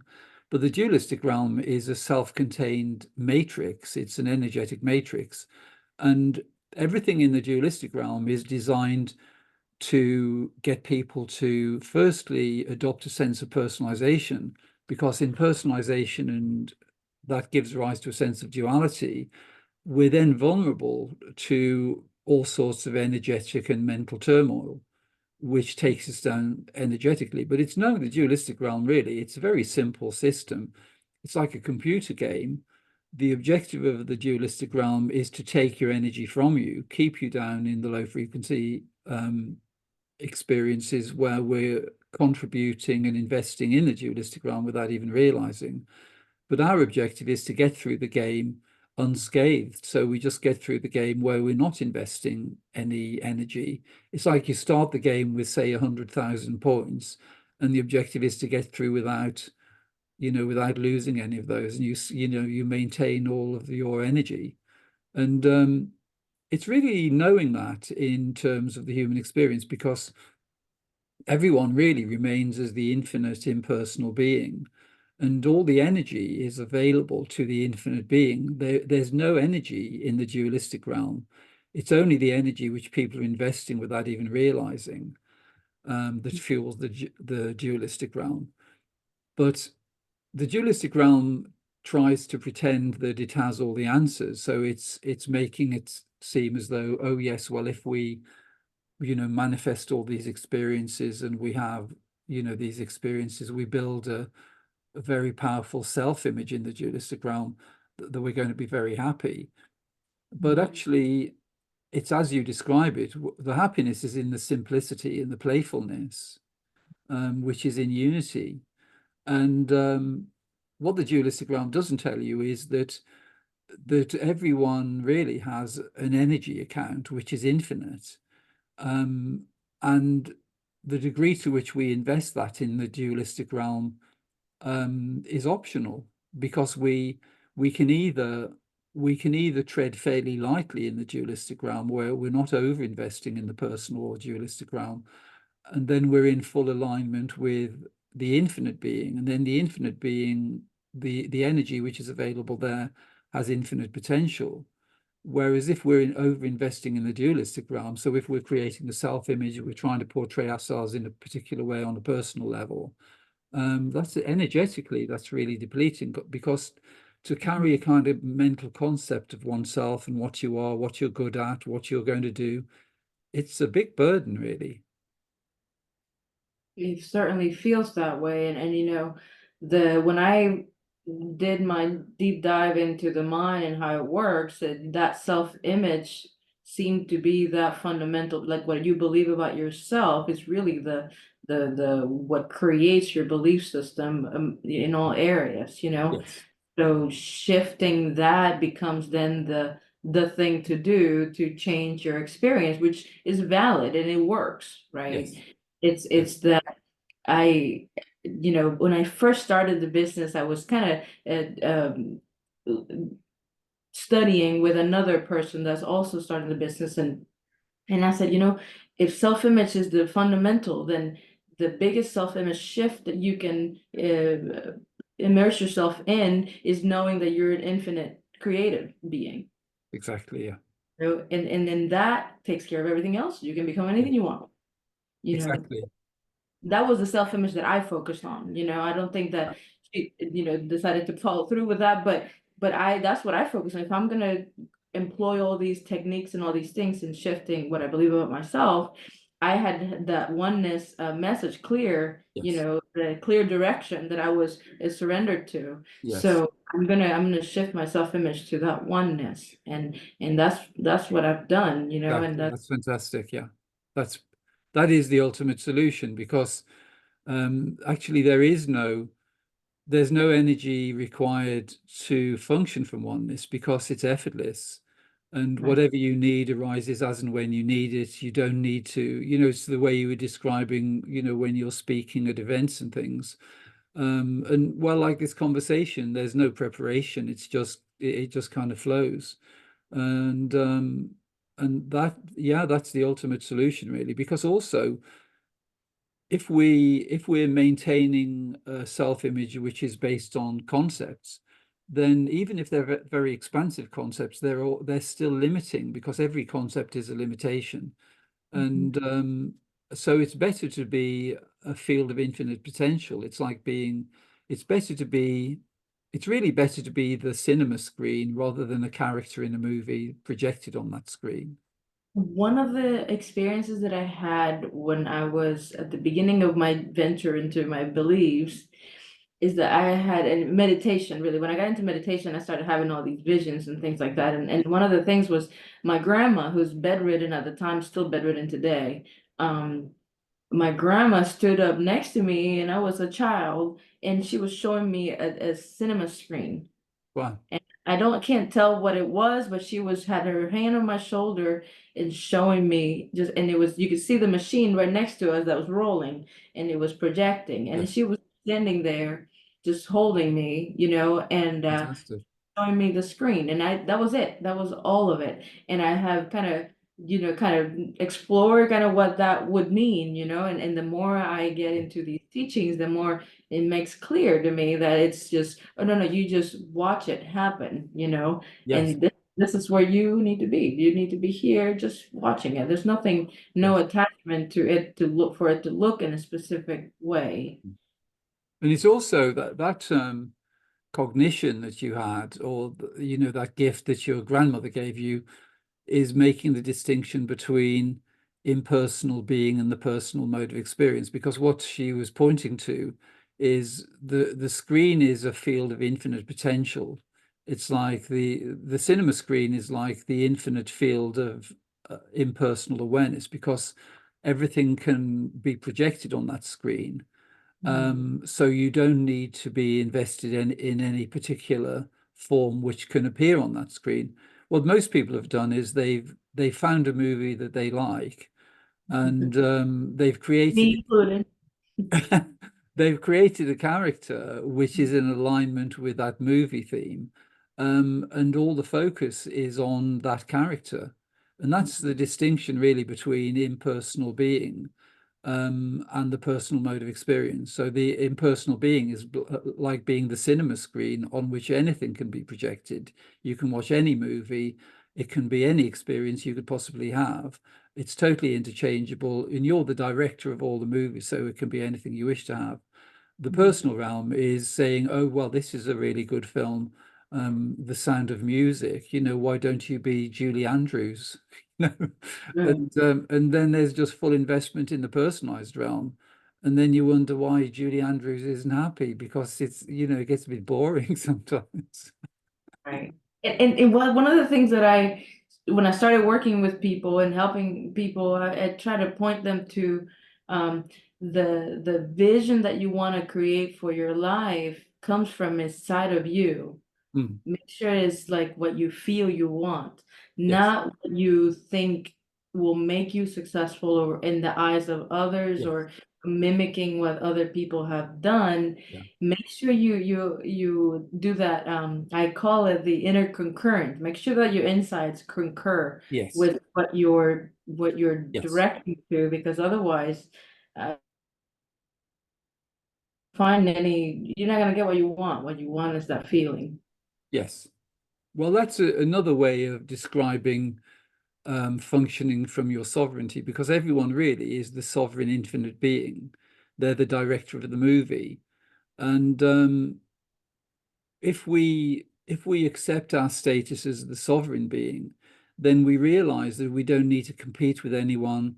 We just allow infinite intelligence to guide everything so that we don't need to be adopting any concepts of limitation or mimicking or imitating anyone or competing with anyone, because that's all based on limitation. it's much easier to be very childlike, and you just do exactly what you wish to do. It flows through you effortlessly. You don't really mind what anybody else is doing. You don't need to compete with them, because anything you do on that basis is a subscription to limitation, really, because you've put a filter which is saying, well, this person has something that I would like, or they have more than I have, or something. And then every experience you have is going through that filter of limitation. But functioning from the sovereignty of the infinite being, there are no filters. It's just totally immediate, and it's functioning from the presence of the being you've always been. Mhm. And now, do the invitations ever stop? My feeling is that they are going to stop, because what we're experiencing actually is really like a big movie.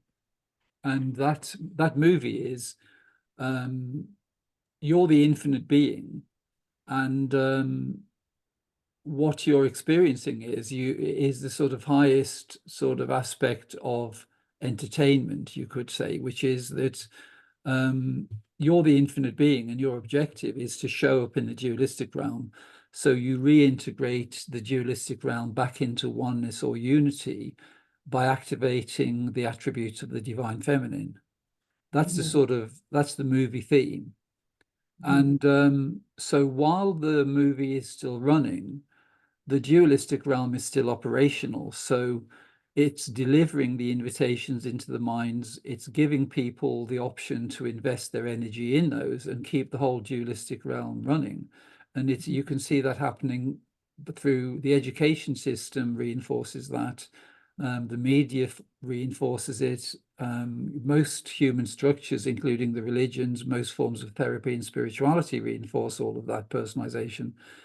But there is going to be a tipping point where unity prevails over duality, and then the dualistic realm is reintegrated back into unity, and then the dualistic central server, which is delivering the invitations, has no more fuel to deliver them, because it's Mhm. only the energy that is being contributed by the unsuspecting people that don't understand that they're playing this energy game. They're actually fueling the experiences they don't wish to have, and maintaining the dualistic realm. But there is a point, and really the game you're playing is, what you wish to do is you wish to integrate oneness, unity, the combination of infinite love with infinite intelligence, to reintegrate the dualistic realm back into unity, so that the invitations and the limitations of the dualistic realm and the human experience as they currently are just come to an end. And that's the theme of your movie.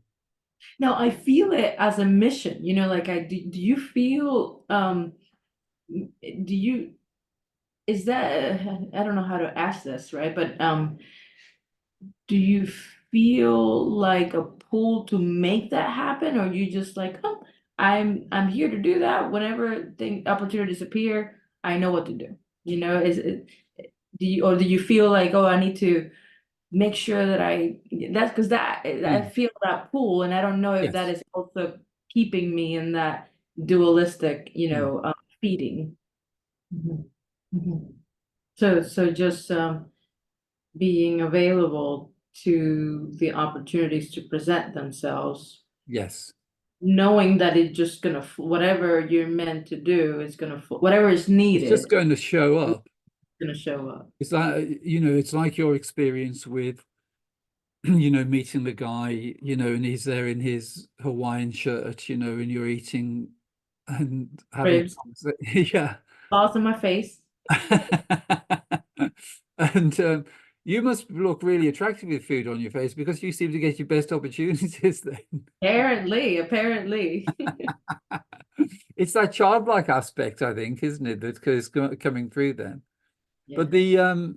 it's really, if you look at that, if you look at the odds of that sequence, so, well, there have been two things in this conversation. The one is the appointment with NASA, and the other one is the experience you had with your grandmother about the cinema screen, and then the reference I made to that, because if you look at the odds of those sort of things showing up, what it shows you is that infinite intelligence can beat all the odds to bring exactly what you need to you completely effortlessly. Like you, when you went to that party, you had no intention. You didn't show up there thinking, well, I'm going to do a bit of hustling here. I'm going to see what I can get out of this. You were just there to have some fun.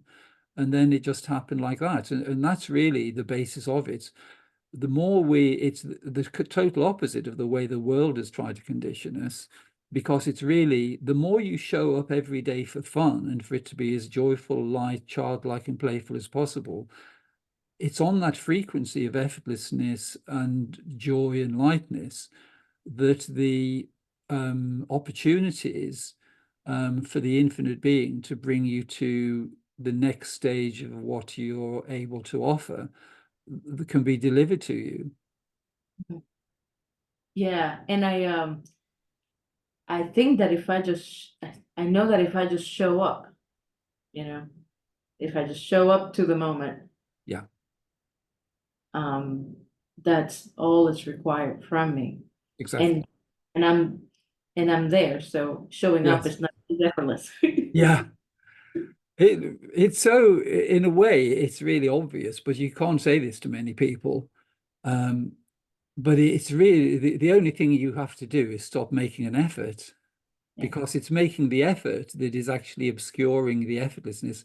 Effortlessness is always there, and everything comes from effortless being.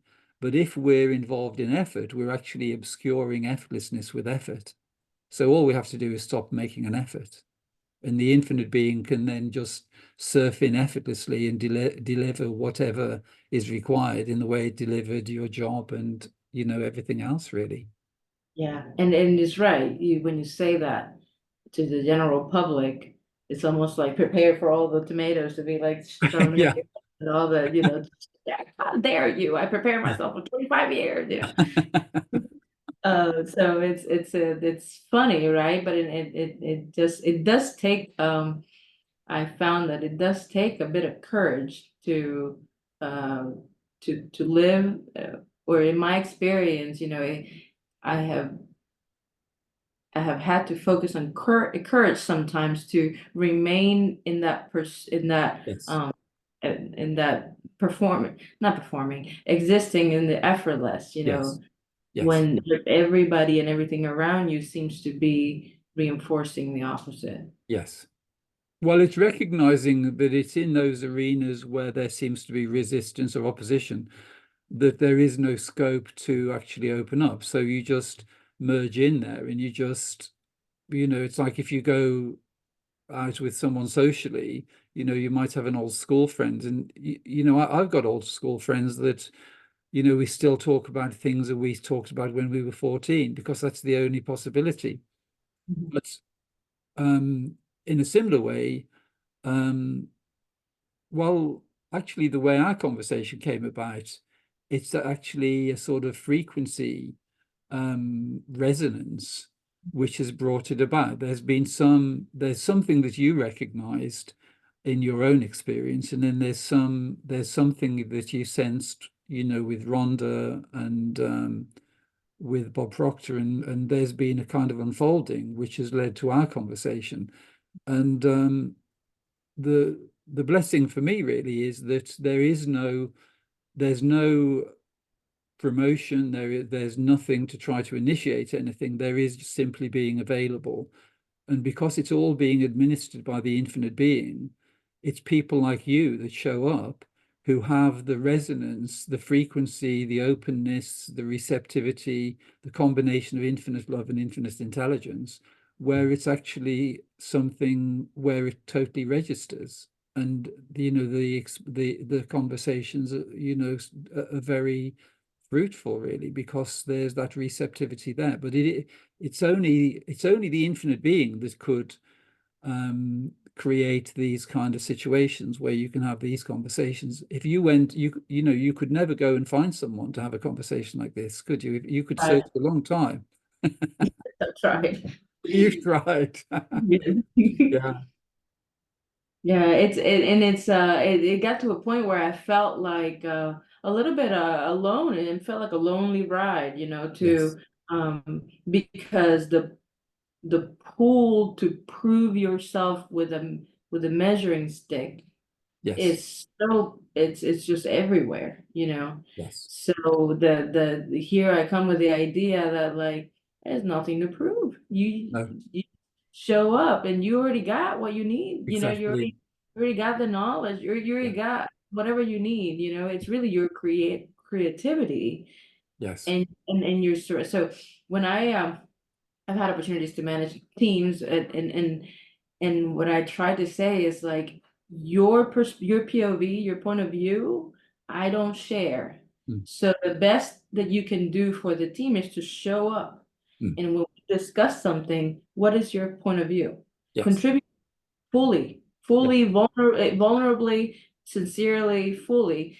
And that way we can all kind of look at it together with everybody's input, as opposed to this is me as the leader, this is how I want it done. Mm. Everybody follow through with that. I don't care what you feel like, it's Mm. very different. So that concept of just showing up to the best of your abilities Yes. at any moment, it has always been prevalent for me Yes. in my work, So when the concept, when I got into the mind and then eventually spirituality, and what is the common thread, the ultimate thread among all of it is, that surrendering to showing up from a loving nature to the Yeah, moment. exactly. And really just for it to be as magical and playful and delightful as possible. It's just the world has tried to tell us that life, is very arduous and tedious and requires hard work and effort and competition, all of those things. But that's only in the dualistic realm. What's available in our infinite nature is the way we've wanted life always to be, which is that it's effortless, it's infinitely loving, it's infinitely harmonious, infinite potential, infinite possibilities. And that's really the potential which comes from one's infinite nature, and it's already there. It's just that we've taken the bait from the dualistic realm and we've invested in the opposite of that, really. And it's a simple solution. We just need to stop investing in the experiences we don't wish to have. Which in the way that you teach it in your videos, right, or share it in your videos, is the invitations, recognizing them, that pull that, I think you define it as starts with a contrast or comparison, and Yes, then you notice something, you have a preference, and you notice yes, it's not what's showing up, and then conflict yes, start. yes, So it's recognizing that recognition of the contrast as just an invitation, and you can just say no. And I think that the simplicity of how you share it, we should have made the joke about the algorithm that I'm feeding. If you just think about it as the algorithm, like you explained it, like YouTube or TikTok, or yes, the more you click on the videos or the more time you spend on that video, more like them will show up. And yes. in this day and age, what you speak in your bathroom is going to be heard, and it's going to be feeding the algorithm. It seems like it, anyways. But Yes, it's just recognizing that you can then feed a different type of information, a different type of experience, and in a sense, you do that. That is the action, right? It's just yes. really declining, and I think that Yes. was so powerful to me when I first heard you talk about the declining the invitations, and it was very clear in a video that you recorded with what's the Sedona method guy that was also in the Hail secret. Dwoskin. Yes, yes. So you were interviewed by him, and you guys were talking about that relationship with the invitations, and that's what cleared it to me. That is just like a no, thank you. It doesn't have to be a hell no, No, like no, I'm gonna protect myself from you. Yeah, no, no. It's just no. like no, thank you. Like no, and knowing that over time and over, that you create that inclination or that Yes, tendency to not be involved with it. yes, exactly. Um, and that is just it is as simple as it sounds. Yes. It just You know, it is as simple as it sounds. That's all it is.